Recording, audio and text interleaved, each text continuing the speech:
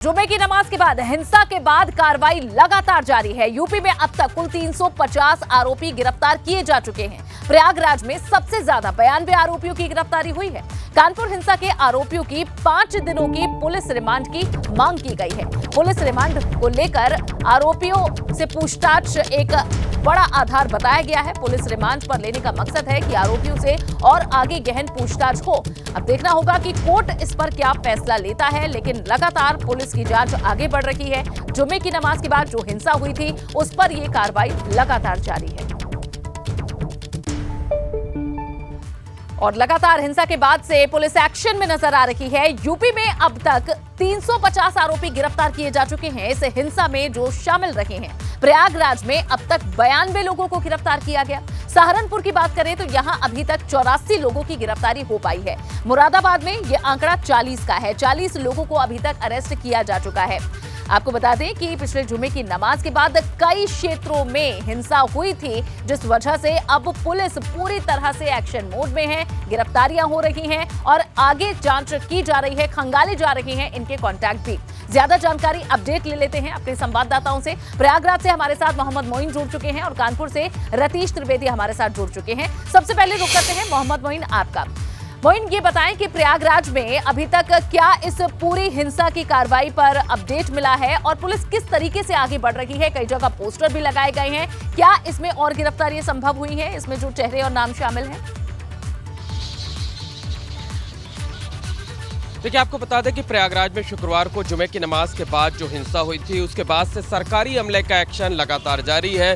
कहीं आरोपियों की, उपद्रवियों की गिरफ्तारी की जा रही है तो कहीं बुलडोजर चलाया जा रहा है। और इस वक्त हम मौजूद हैं उसी अटाला इलाके में जहां पर सबसे ज़्यादा हिंसा हुई थी, सबसे ज़्यादा पत्थर चले थे और ये जो पूरी सड़कें हैं ये पत्थरों से पट गई थी। तो अभी भी यहाँ पर पुलिस, पूरा जो इलाका है वो पूरी तरीके से छावनी में तब्दील है। जगह जगह इसी तरीके से बैरिकेटिंग की गई हुई है। जो भी लोग इस इलाके में सुबह के वक्त लोगों को थोड़ी छूट दी जाती है। अब से थोड़ी देर के बाद जो है ये बैरिकेटिंग बंद कर दी जाएगी। बाहरी इलाके के जो लोग इन इलाकों में आना चाहते हैं उनसे पूछताछ की जाती है और बहुत ज़रूरी पर ही उन्हें अंदर जाने की इजाज़त दी जाती है। तो एक तरफ एक्शन जारी है, वहीं दूसरी तरफ अगले जुमे को लेकर भी तैयारियां की जा रही हैं। कल डीएम और एसएसपी समेत तमाम अधिकारी इन गलियों में गए थे, जो सामने अटाला इलाके की गलियां हैं वहां गए थे और वहां जाने के बाद उन्होंने लोगों से बातचीत की थी और साफ तौर पर कहा था कि संवाद के जरिए माहौल को सामान्य करने की कोशिश की जाएगी और इस बात के प्रयास किए जाएंगे कि जो गलती पिछले जुमे को हुई वो गलती आगे दोबारा ना हो। तो एक कम्युनिकेशन बनाने की पहल भी जिला प्रशासन के द्वारा की जा रही है और कोशिश ये की जा रही है कि जो हालात खराब हुए थे वो हालात दोबारा न बिगड़े, जो जनजीवन है वो सामान्य तरीके से बना रहे। बिल्कुल, एक बड़ी चुनौती साफ तौर पर मोइन प्रयागराज में दिख रही है और न सिर्फ प्रयागराज में बल्कि कानपुर में भी लगभग ऐसी ही स्थिति है। इसका साफ इस वक्त रुक कर लेते हैं रतीश त्रिवेदी का, हमारे संवाददाता बने हुए हैं। रतीश, बताएं कानपुर की स्थिति कैसी है, यहां जांच कैसे आगे बढ़ रही है?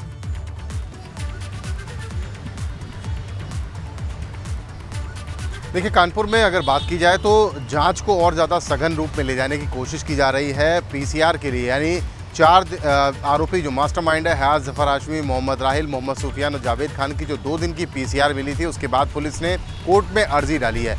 MM5 कोर्ट में अर्जी डालने के बाद 5 दिन की और रिमांड मांगी गई है और ये कहा गया है कि ऐसे तथ्य जुटाए गए हैं जिनके विश्लेषण के लिए 5 दिन की रिमांड और ज़्यादा ज़रूरी बन पड़ती है। मास्टरमाइंड के तमाम बैंक खातों को खंगाला जा रहा है, PFI के कनेक्शंस को खंगाला जा रहा है, फंडिंग कहाँ से हुई और कहाँ से फंडिंग आ रही थी, ये तमाम साक्ष्य मिले हैं और उन साक्ष्यों पर उसकी पुष्टि बेहद ज़रूरी है और पूछताछ के दौरान ही ये ज़रूरी है हो जाता है कि इकबालिया जुर्म हो। यानी बयान को जो बयान पुलिस लेना चाहती है वो पुलिस को मिले, इसके लिए टाइम चाहिए। 5 दिन की अर्जी, 5 दिन की रिमांड के लिए अर्जी कोर्ट पे दी गई है। अगर गिरफ्तारियों की बात की जाए तो 55 नंबर यानी 55 लोग अभी तक इस हिंसा मामले में गिरफ्तार किए गए हैं। 11 तारीख से फिलहाल कोई गिरफ्तारी अब तक नहीं हुई, यानी पिछले काफ़ी दिनों में गिरफ्तारी नहीं की गई है। तमाम ऐसे चेहरे हैं जो चिन्हित नहीं किए जा सके हैं कानपुर पुलिस के द्वारा, जिनको चिन्हित करने की कोशिश की जा रही है। लेकिन मुख्य फोकस जो पुलिस के अधिकारी हैं वो ये कह रहे हैं कि उनको पीसीआर चाहिए 5 दिन की और अभी तक जो बड़े अधिकारी पूछताछ में नहीं शामिल हुए थे अब वो सीधे तौर पर इस पूछताछ में शामिल होंगे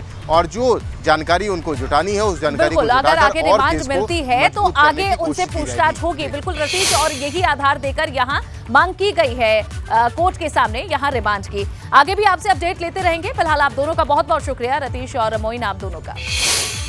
और चलिए कानपुर से ही जुड़ी एक और बड़ी खबर आपको दे देते हैं। हयात जफर का बिल्डर हाजी बसी के साथ एक कनेक्शन सामने आया है, जहां पुलिस का दावा है कि हाजी बसी है हयात का मुख्य फाइनेंसर। मुख्य केस में हाजी बसी को आरोपी न बनाए जाने पर अब सवाल भी उठ रहे हैं। पुलिस का दावा है कि हाजी बसी के खिलाफ सबूत जुटाए जा रहे हैं। 2 दिन पहले ही चमनगंज थाने में अवैध निर्माण को लेकर 4 मुकदमे दर्ज हुए थे।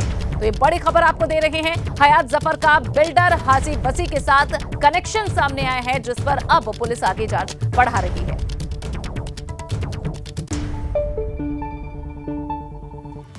कानपुर हिंसा में उन्नाव से लाई गई भीड़ को लेकर जब भाजपा सांसद साक्षी महाराज से सवाल किया गया तो उन्होंने कहा कि अगर यूपी में शुक्रवार को पत्थर चलेगा तो शनिवार को बुलडोजर चलेगा। तो कुछ लोग इसमें विष घोलना चाहते हैं, अस्थिरता फैलाना चाहते हैं। उसी का परिणाम है कि सुनियोजित तरीके से देश में जगह जगह पत्थरबाजी, और हमारे यहाँ तो बाबा योगी आदित्यनाथ हैं उत्तर प्रदेश में, अगर शुक्रवार को पत्थर चलेगा तो शनिवार को बुलडोजर जरूर चलेगा।